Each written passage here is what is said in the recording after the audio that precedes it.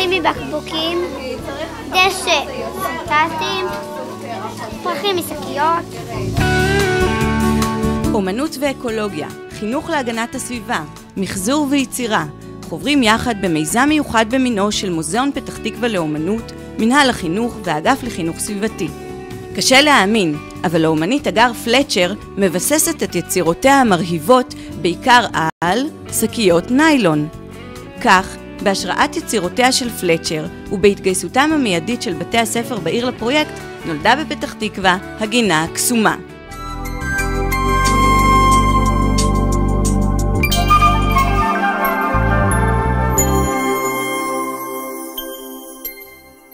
אני הולכת למחזוריות, אוספת בקבוקים ושקיות ניילון מהשוק ועושה מזה אומנות.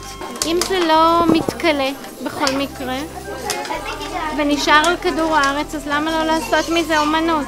לפחות בינתיים נהנה מזה. מה שעושה את זה יפה זה הצפיפות. כשזה צפוף זה נראה יפה.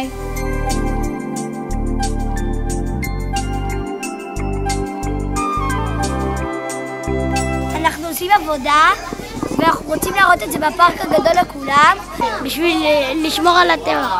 בהדרכתם של מדריכי המוזיאון למדו ילדי פתח תקווה ומוריהם ליצור אומנות מרשימה מחומרים אשר בדרך כלל היו נוהגים להשליך לאשפה ולזהם את הסביבה.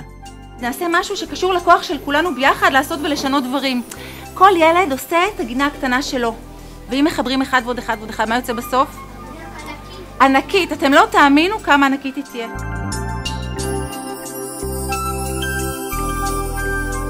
תעשה ערימה של צבעים. אני בטוחה שעם הדמיון שלכן אתן יכולות ללכת הרבה יותר רחוק ממה שאני אראה. אנחנו ממחזרות שקיות, בסוף מזה דברים יפים. לוקחים נייר, פותחים, שקיות, פותחים, ואז שמים אצבע, וקושרים, ויוצא פרח. זה התחיל כגרעין שיזם המוזיאון, מוזיאון פתח תקווה לאומנות. גדל במנהל החינוך ל10 בתי ספר, גדל יותר באיכות הסביבה, באגף איכות הסביבה, שאמרנו בואו נעשה את זה לכל בתי הספר. אבל אנחנו שמחים גם על שיתוף הפעולה הזה ומברכים עליו ומעוניינים להמשיך בו. כולם נהנים. ילד צריך הכל לזרוק לפעם, יותר טוב להשתמש, כי זה טוב למחזר, זה כיף למחזר.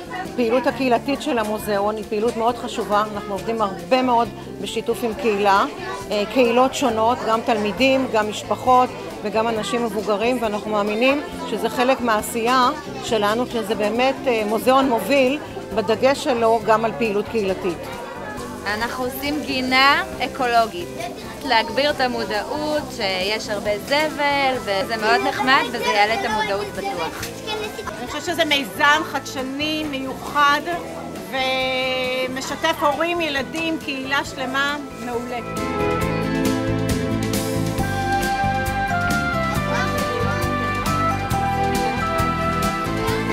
הילדים נרתמים, המורים נרתמים, בית הספר נרתם כולו, מנהל החינוך נרתם. כשזה יגיע לשטח, גם תלמידי העל יסודי יצורפו לעזרה, לחיבור כל המשטחים הגדולים שיגיעו, וכך שאנחנו משלבים בין היסודי לעל יסודי, שכולם יהיו שותפים למיזם.